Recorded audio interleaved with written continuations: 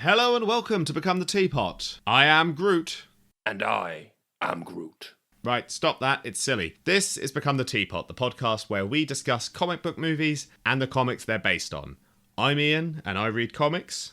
And I'm Iain, and until recently, I didn't.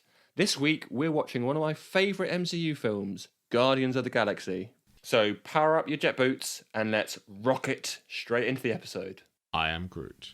Right, so it's taken us 26 episodes to get to one of my, if not favourite, MCU film. Okay, yes, it has. Yeah, we haven't actually done many MCU films, have we? No, Iron Man 3, Civil War, but I wasn't here. You were here for Civil War. Sorry, yep.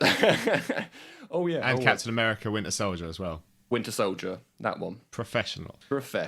As always, that's our catchphrase. Well, what do you think of this one? Fantastic. Yeah. It is always good to go back to rewatch this film after seeing like Guardians 2 and Endgame. Although I did find it a bit confusing this time because I've just come off the back of What If when, what's his name, T'Challa becomes Star-Lord. So my brain got a little bit confused. Not for long. You got confused because you watched an episode of a show.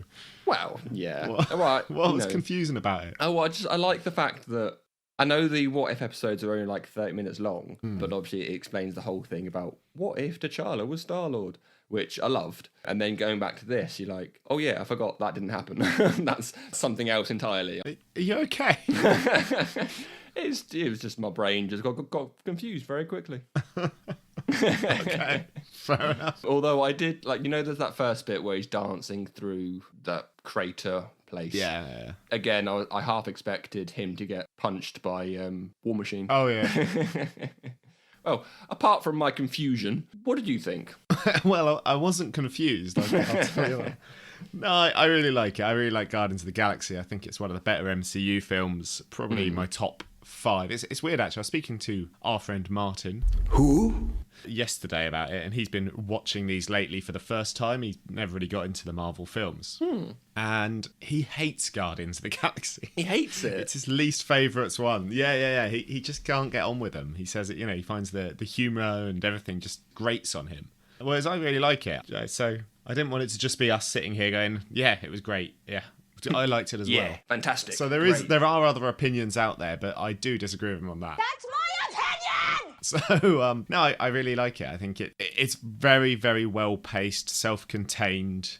I almost like with the MCU when things are more self-contained. Okay to have references to other things, but save the big crossovers and all that for the Avengers films. Yeah. And then make your own films within their own right, rather than just a building block for a greater universe. Yeah. So this actually feels like its own thing. Wow. Even though it's set in the MCU. Wow. Apart from the collector's exposition about all the stones, which I didn't quite understand because it wasn't portrayed on like silver abs. It might as well have been, though. It was very reminiscent of Fantastic Four 2, yeah.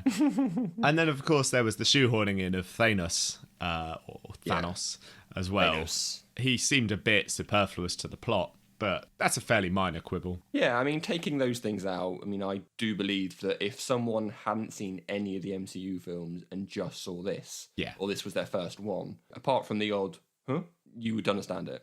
Yeah, exactly. There's a lot of... Well, we talked about this in a previous episode when we mentioned Endgame. I don't believe anyone is watching that film having not seen the 20 films leading up to it.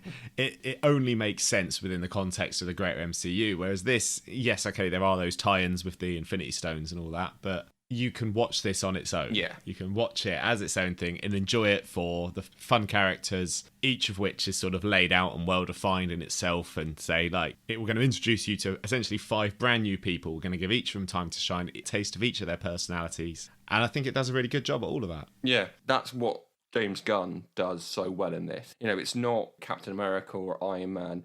I know they weren't huge when those first films came out, but he's managed to create a film where he's introduced all the characters, and in my opinion, very well. Yeah. And then also introduce this threat and create a great plot to bring them all together. Yeah. It's a ragtag bunch of space people. The Ragtag space Which I think was the tagline. Yeah, it's something like that, yeah.